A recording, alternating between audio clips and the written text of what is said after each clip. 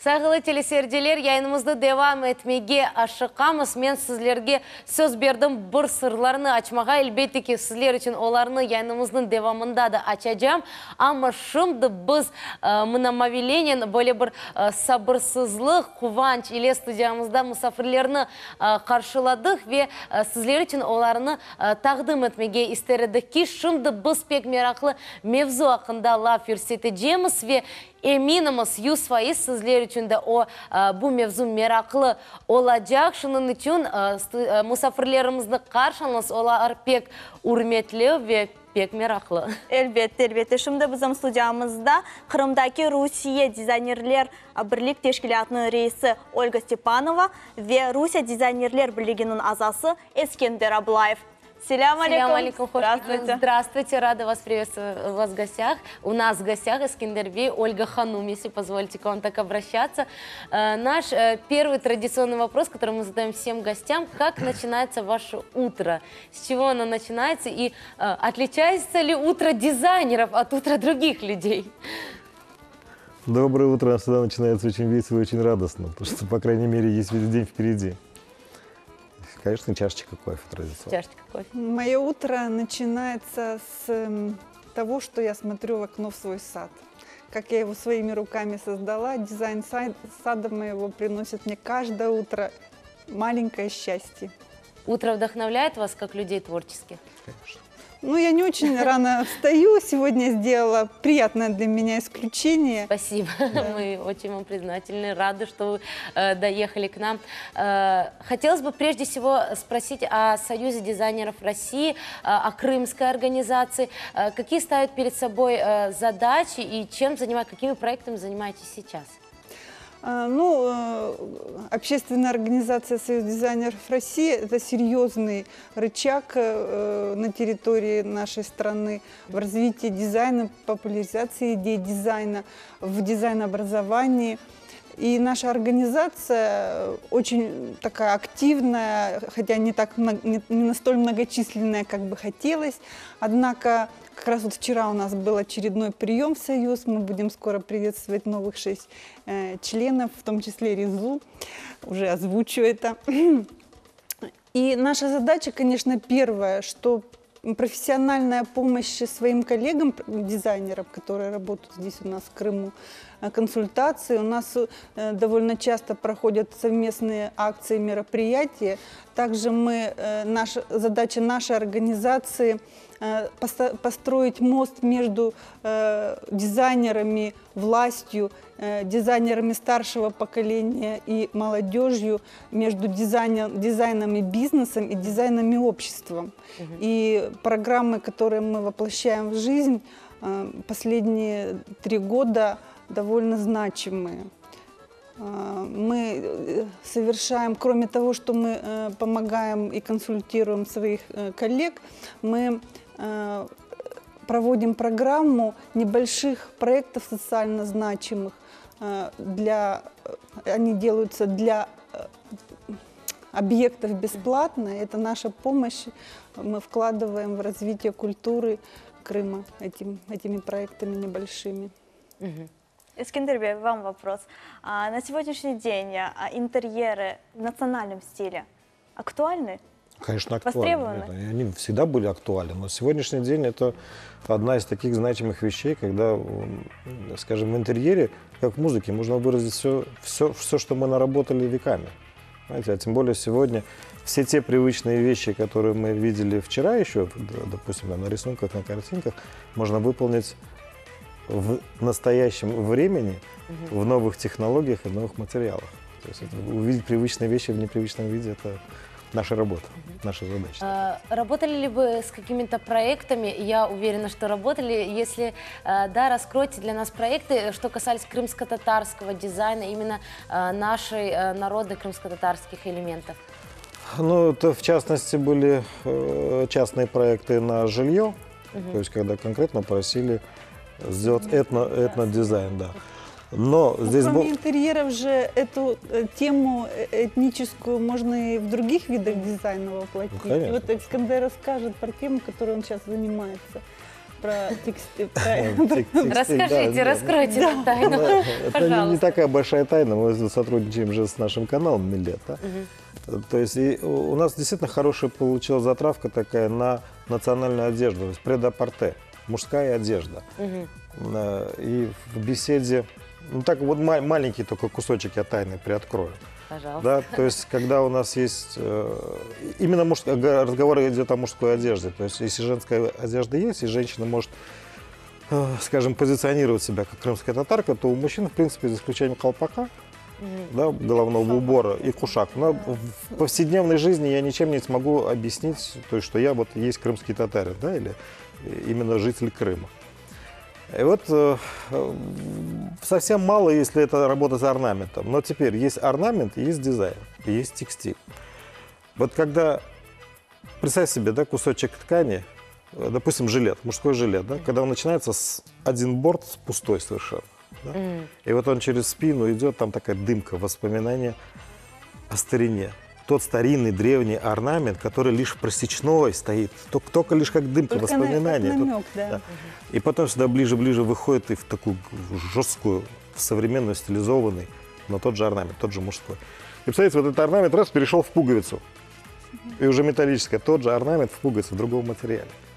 Видите, насколько интересная пластика. Может Каждый получиться. орнамент имеет свое понятие. Ну, свою это уже себе. отдельный разговор, да. Искандер говорит о том, что задача дизайна современного, как современного, да, искусства, в том, чтобы современным языком поднять какие-то этномотивы и каким-то иногда намеком воссоздать это настроение. Вот в том-то и Даже такой задача. передать связь времен, связь поколений. То есть древний орнамент, но сегодня вот он есть вчера, и есть сегодняшний, и есть завтрашний день. современный. Вот и у нас программа есть такой очень интересный проект про этнокостюм. Да?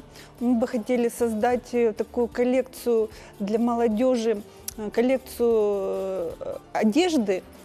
В первую очередь мы начнем, конечно, с крымско-татарской темы, но потом разовьем на другие народы.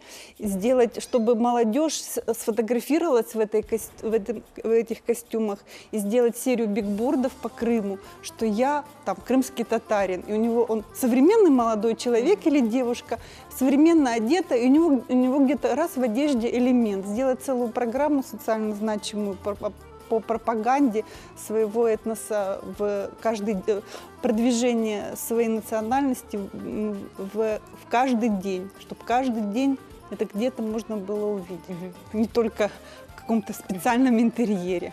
Искандер Бей, вот зачастую многие молодые, скажем так, дизайнеры, они пытаются совместить, вот, как вы сказали, что-то новое и пришедшее к нам старинное. Не всегда это получается уместно, не всегда получается красиво. Важно ли владеть историческим материалом, изучать историю для того, чтобы совместить именно это современное и то, что было тогда? Конечно, во-первых, всякий дизайнер, это он обладает глубокими фундаментальными знаниями.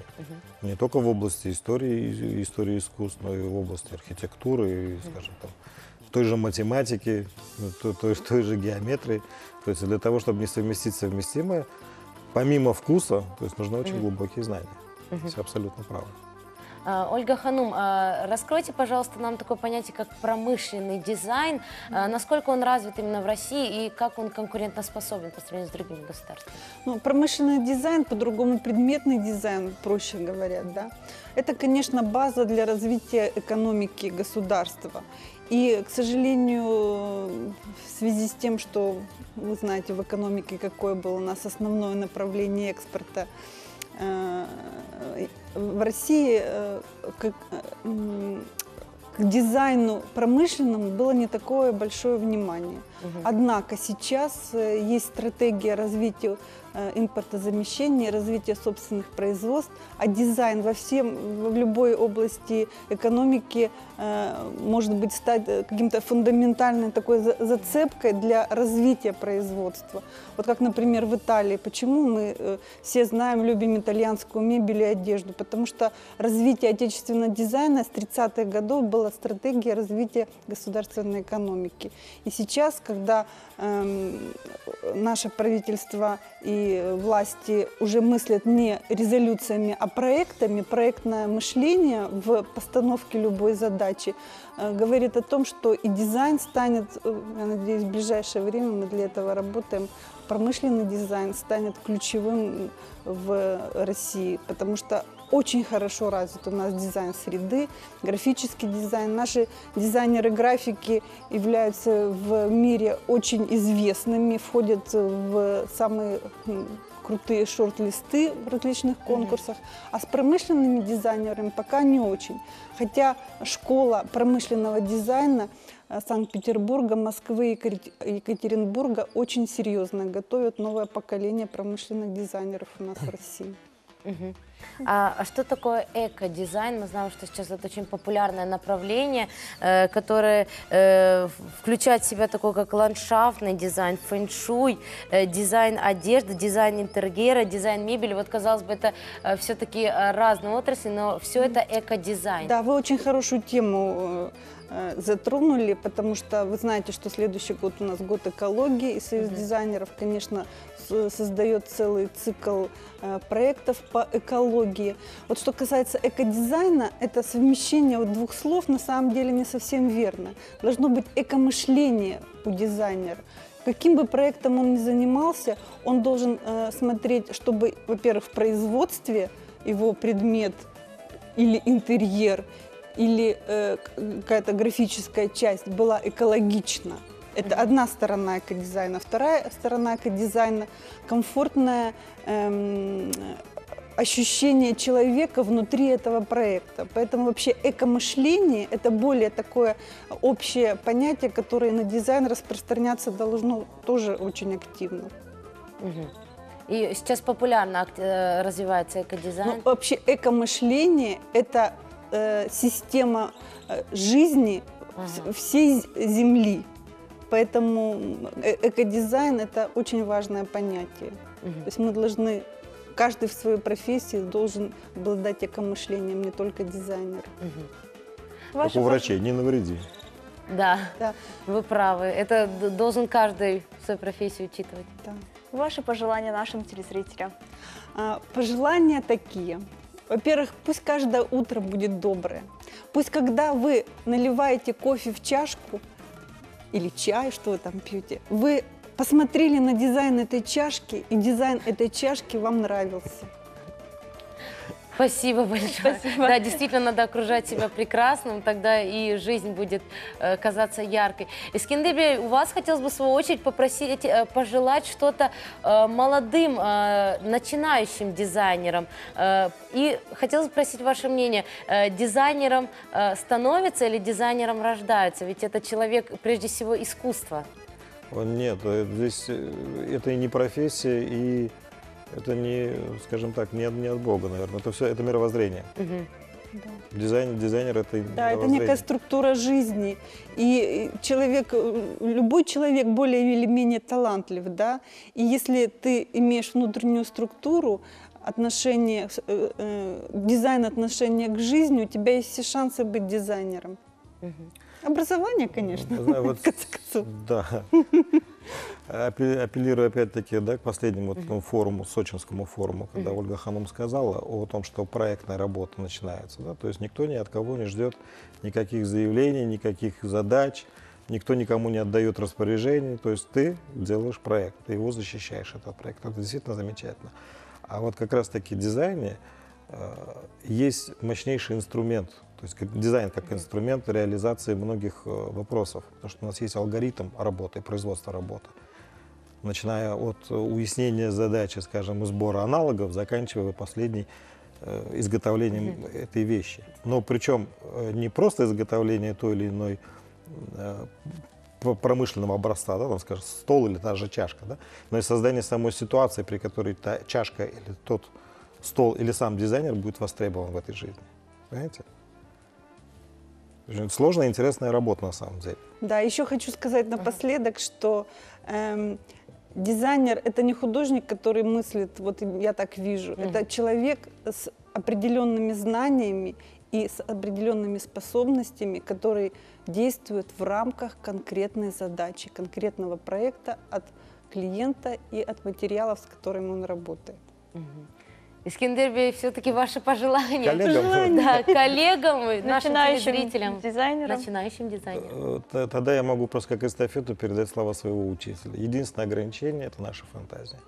То есть вот пусть наши коллеги молодые не ограничивают себя с фантазией, потому что в этой жизни полно других ограничений. И со стороны заказчика, и со стороны финансов и так далее. Да. Фантазировать надо без ограничений. Опроверг мое заявление. Да. Чехсавловна, спасибо, что пришли к нам в гости. Искендербей, Ольга Ханум, рады вас были видеть и всегда рады вас видеть. Наша студия всегда для вас открыта. Хош келдіңіз, добро пожаловать. Чехсавловна, за ваши ответы. Біз есе қатырлатмаға істередікке, достар, біздің студиямызда Қырымдаки Русия дизайнерлер бірлік тешкілатының рейсі Ольга Степанова ве Русия дизайнерлер бірлігінің азасы Искендер Аблаевлар болындылар. Біз есе девам етмеге ашықамыз, достар, небетте біздің рубрикамыз Милет телеканалы елі олыңыз, сақын қачырмаңыз.